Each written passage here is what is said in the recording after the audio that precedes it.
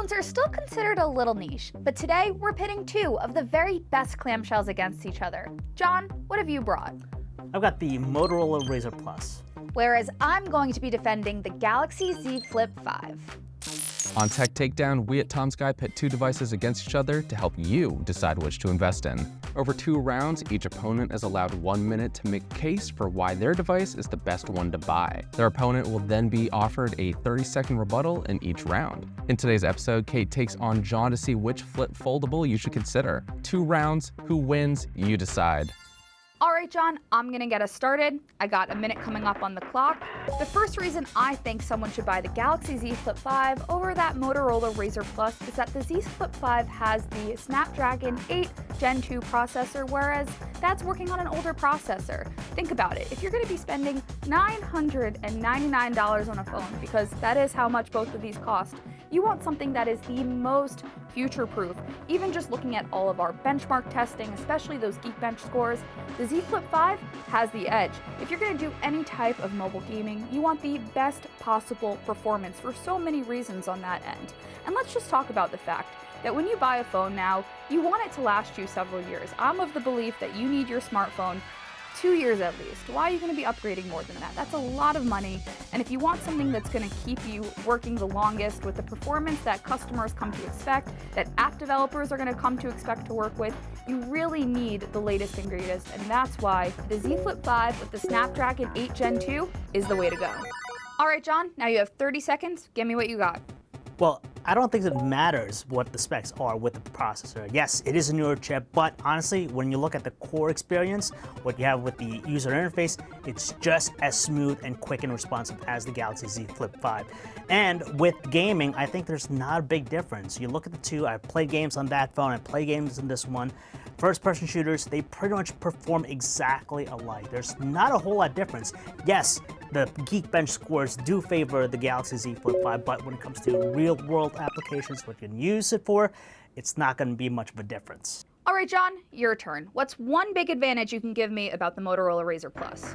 Well, it's up to its name, the Razr phone. It's a better looking phone, better design than this thing here. Look at this, it's kind of chunky.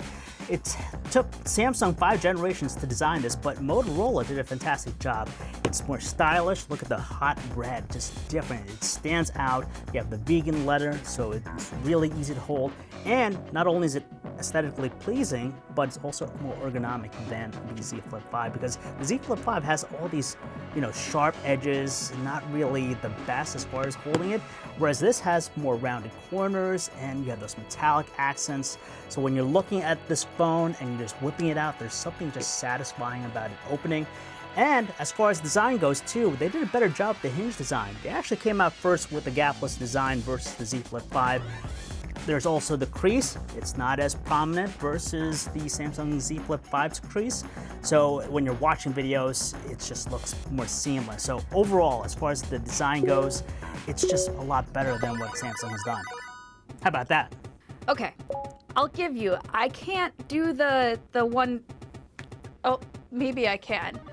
I like the curved design, but come on, everything is about the sharp edges these days. That's the devices, that's what's hip, that's what's modern. The rest of the design, we're talking about the same thing, and who cares if Motorola did the gapless design first? This is gapless, you get the same type of feel from that.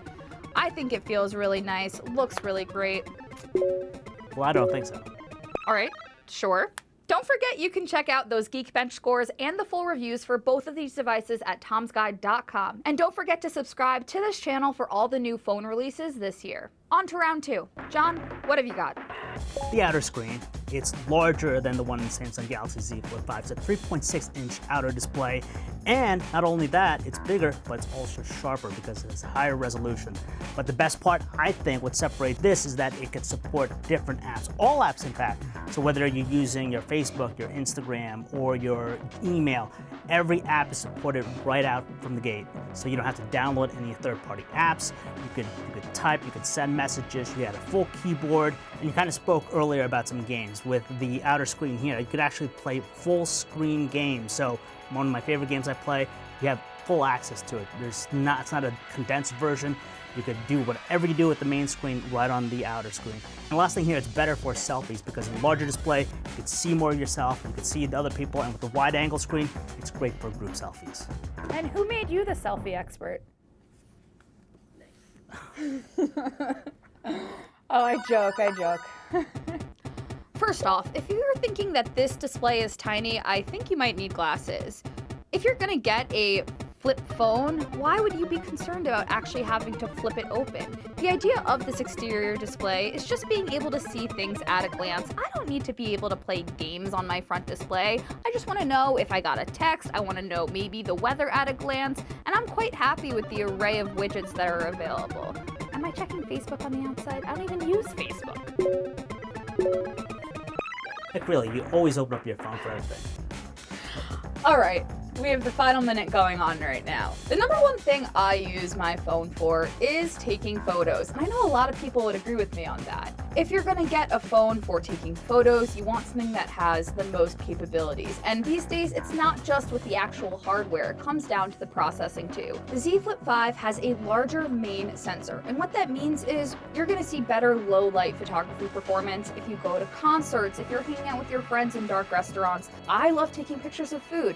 I need something that can take great low light photography. But either way, when you're actually in editing the app, you get all of these AI photo editing features through Galaxy phones right now, and that means that you can manipulate images within reason to be more how you want them to be. So that includes object removal. You can resize objects. You can make photos something exactly how you want, and that really inspires creativity. If you're gonna take photos and do that, this is the phone to get.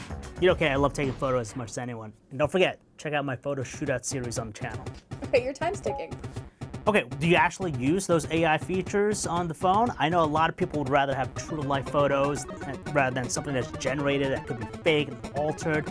And on top of that, a lot of these AI features you get on third-party apps, so you technically don't need that phone. I could download an app that does the stuff that you mentioned, removal, background blur. I could even move someone or crop someone out. It does it all. So there's not technically, I'd say, an exclusive feature because anyone can get them. I mean, who wants to download another app? Well, what do you guys think? Would you go with John and his Motorola Razr Plus, or with myself and the Samsung Galaxy Z Flip 5? Let me know in the comments. As for everything else foldable related and more, be sure to follow us on social at Tom's Guide. You can also follow John at John C. Velasco, and I'm at Kate Kozich. We'll catch you at the next Tech Takedown.